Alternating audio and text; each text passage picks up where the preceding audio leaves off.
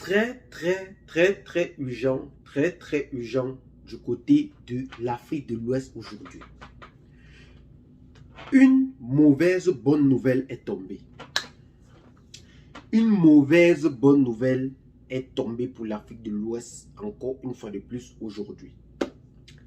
C'est un phénomène qui est très grave. La France annonce bel et bien son retrait officiel du Sénégal, mais tout en voulant maintenir une tactique qu'ici nous allons comprendre tous ensemble. C'est incroyable, mais vous comprendrez en réalité que pendant que nous sommes en train de dire France barra, France partez, sortez et tout, ces derniers sont en train de prendre des initiatives pour vouloir travailler leur invisibilité sur le continent africain. Bienvenue sur votre chaîne, la communauté villageoise, la seule chaîne qui vous accepte, qui vous propose et qui vous rassure dans ce qu'il vous dit et dans ce qu'il vous propose bien et bel et bien. Ouais.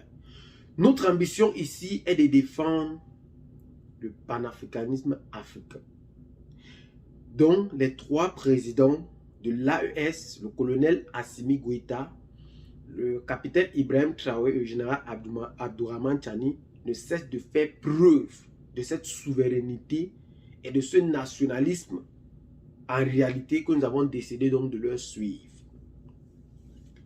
Revenons donc à nos mots et tons. La France annonce son retrait officiel du sol sénégalais, ivoirien, tchadien et gabonais. Mais une seule chose attire curieusement notre attention et finalement nous dérange. C'est que la France envisage de faire un retrait invisible. Je m'explique. La France a d'abord commencé par annoncer son retrait du côté de la Côte d'Ivoire, donc jusqu'ici la Côte d'Ivoire a 600 soldats français. Ils ont annoncé le retrait d'environ 100 soldats. Ils ont annoncé le retrait aussi au Gabon, 100 soldats. Le retrait au Gabon, autant pour nous, 800 soldats. Au Sénégal, 100 soldats.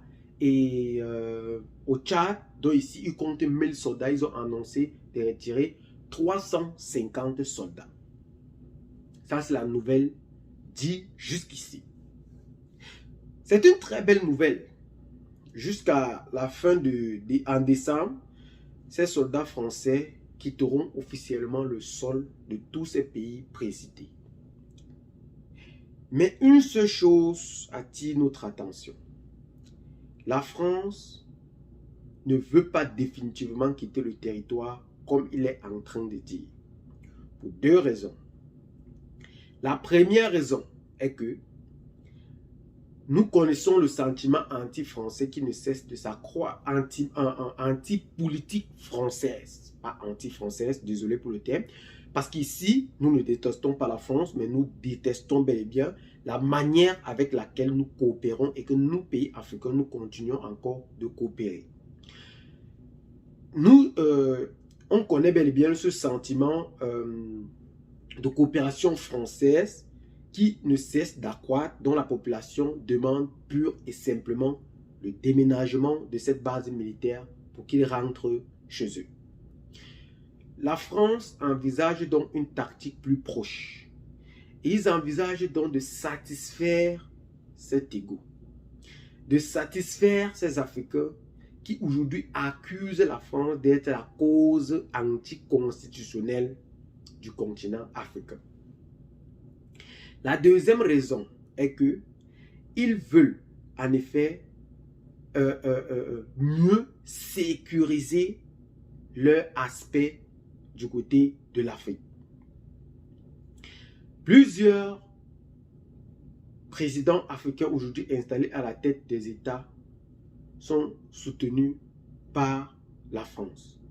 Mais si la France quitte brusquement, on comprendra bel et bien qu'on peut utiliser le terme de de Choguel Koukan Maïga, premier ministre du Mali, comme abandon en plein vol.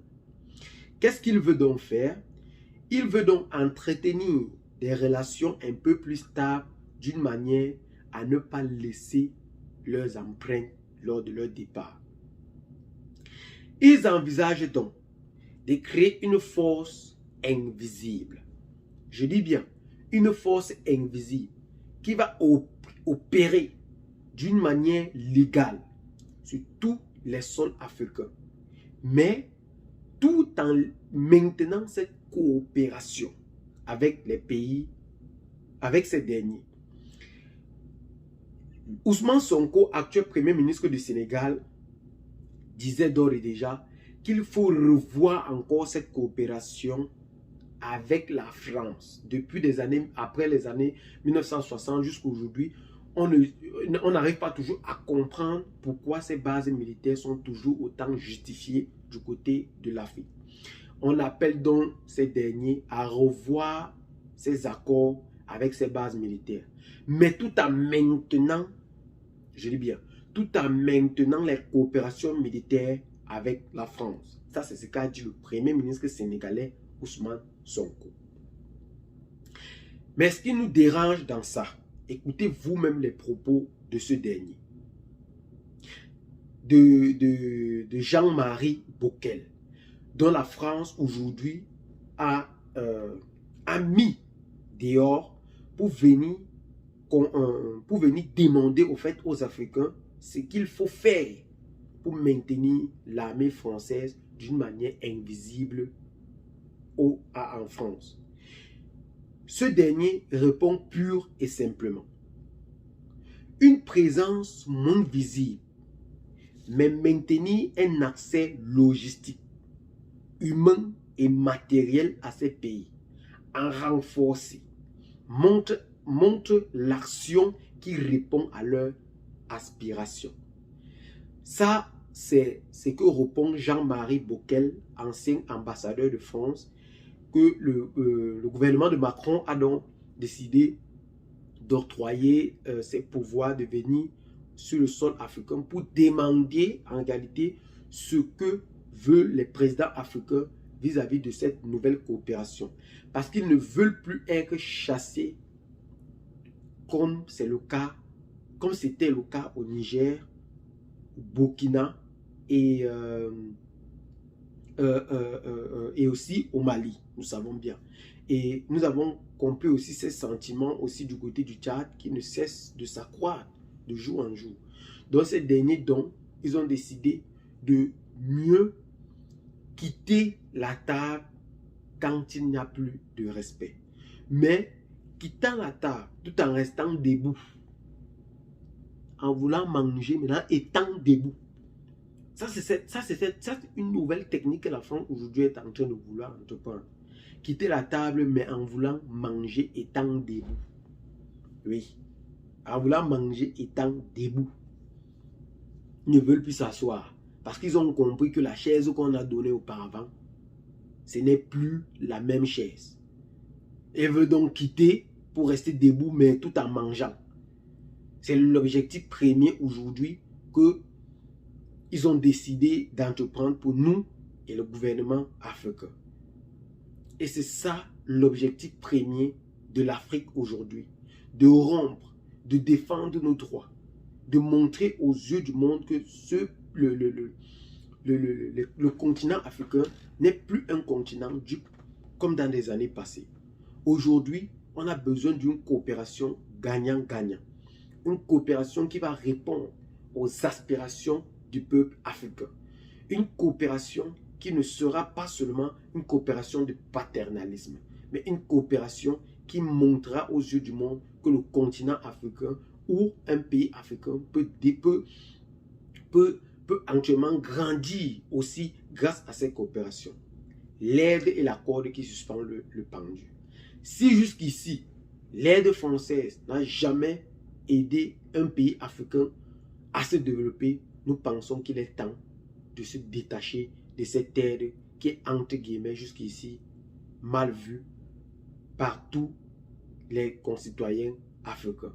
Et nous pensons bel et bien accompagner ces jeunes du continent africain pour lutter contre le panafricanisme ou les valeurs africaines. Eh bien les amis, c'est donc sur ce petit pas d'information que nous allons donc nous séparer. Qu'est-ce que vous en pensez? Laissez dans vos commentaires. Abonnez-vous à la chaîne si ce n'est pas encore fait. Partagez la vidéo avec les amis si vous l'avez trouvé intéressante. Et à très bientôt pour de nouvelles vidéos. Ciao, bye bye.